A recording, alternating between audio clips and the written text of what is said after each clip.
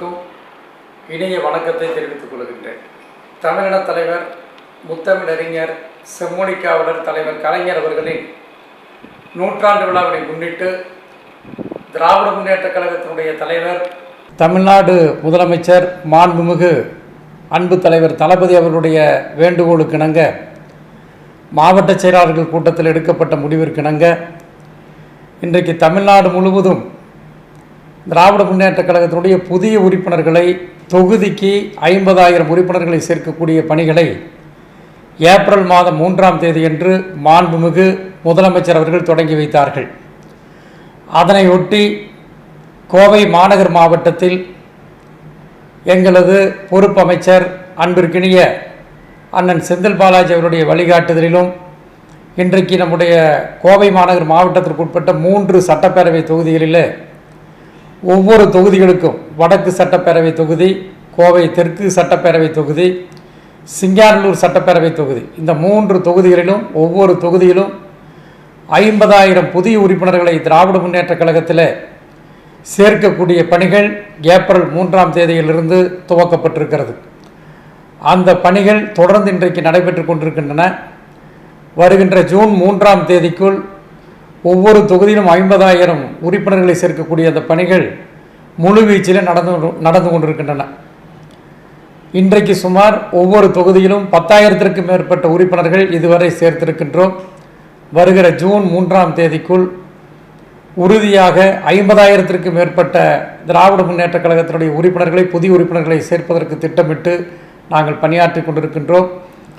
பொதுமக்களும் இளைஞர்களும் சமூக ஆர்வலர்கள், தாய்மார்கள், சகோதரிகள் அனைவருமே பல இடங்களில் பார்த்திங்கன்னா உறுப்பினர் படிவங்களை எடுத்துக்கொண்டு வீடுகளில் சென்று உறுப்பினர்கள் சேர்ப்பதற்கு செல்லுகின்ற நேரத்தில் ஆர்வத்தோடு ஒரு வீட்டுக்கு போனாலே பார்த்திங்கன்னா 10 பேர் 15 பேர் வந்து அப்படியே ஒரு கும்பலாக வந்து எங்களையும் சேர்த்துங்கன்னு சொல்லி வாக்காளர் அடையாள அட்டை எடுத்துக்கொண்டு வருகின்றார்கள். அந்த அளவிற்கு ஆர்வத்தோடு இன்றைக்கு பொதுமக்கள் இன்றைக்கு திராவிட முன்னேற்றக் கழகத்தில் இணைந்து கொண்டிருக்கின்றார்கள். அதற்கு ஒரே காரணம், மாண்புமிகு தமிழ்நாட்டினுடைய முதலமைச்சர் அன்பு தலைவர் தளபதி அவர்கள் முதலமைச்சராக பொறுப்பினை ஏற்றுக்கொண்டதற்கு பிறகு தமிழகத்திலே பல்வேறு முத்தான திட்டங்களை செயல்படுத்தி அனைத்து தரப்பு மக்களுடைய பேராதரவை, பேரன்பை பெற்றிருக்கிறார்.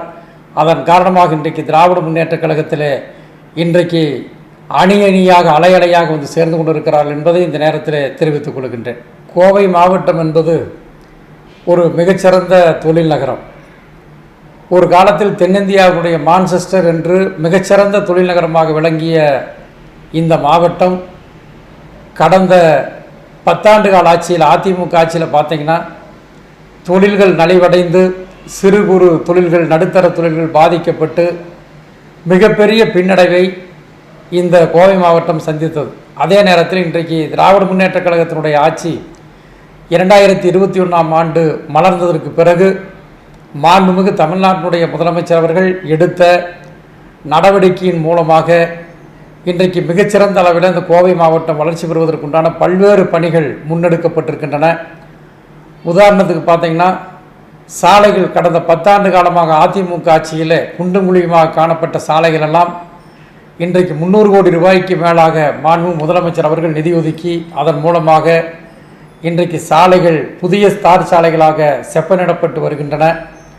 அது மட்டுமல்ல, கோவை மாநகரத்தை மேம்படுத்துவதற்காக, இந்த மாநகரத்தில் இருக்கக்கூடிய போக்குவரத்து நெரிசலை சரி செய்வதற்காக, குறைப்பதற்காக மெட்ரோ ரயில் திட்டத்தை கோவை மாநகரத்தில் செயல்படுத்துவதற்காக சுமார் 9,000 கோடி ரூபாய் இன்றைக்கு கடந்த சட்டப்பேரவை கூட்டத்தொடரில் நம்முடைய மாண்பு முதலமைச்சர் அவர்கள் அறிவித்து அதற்குண்டான அடிப்படை பணிகள் துவங்கப்பட்டிருக்கின்றன.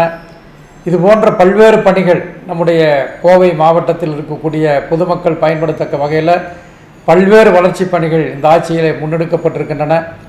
எதிர்காலத்தில் இந்த கோவை மாவட்டம் மிகச்சிறந்த ஒரு தொழில் நகரமாக பல்வேறு வெளி மாநிலங்கள், வெளிநாடுகளிலிருந்து கோவையில் புதிய தொழிற்சாலைகள் அமைப்பதற்குண்டான ஒரு சூழலை ஏற்படுத்துகின்ற ஒரு மாநகரமாக குடிநீர், சாலை வசதிகள் உள்ளிட்ட பல்வேறு தெருவிளக்கு வசதிகள் உள்ளிட்ட பல்வேறு அடிப்படை வசதிகளை மேம்படுத்தி அதன் மூலமாக மிகச்சிறந்த நவீன தொழில்நுட்ப நகரமாக மாற்றுவதற்கு மாண்பு முதலமைச்சர் அவர்கள் மாபெரும் பணியாற்றி கொண்டிருக்கிறார். மாண்பு முதலமைச்சர் அவர்களுக்கும் அதே போலவே இளைஞர் நலன் மேம்பாட்டு துறை அமைச்சர், விளையாட்டு மேம்பாட்டுத்துறை அமைச்சர், அன்பிற்கினிய இளைஞரணி செயலாளர் அவர்களுக்கும், எங்களது தமிழகத்தினுடைய மின்சாரம் மற்றும் மதுவிலக்குத்துறை அமைச்சர், நம்முடைய மாவட்டத்தினுடைய பொறுப்பு அமைச்சர் அண்ணன் செந்தில் பாலாஜி அவர்களுக்கும் இதன் மூலம் நன்றிகளை தெரிவித்துக் கொள்கின்றோம்.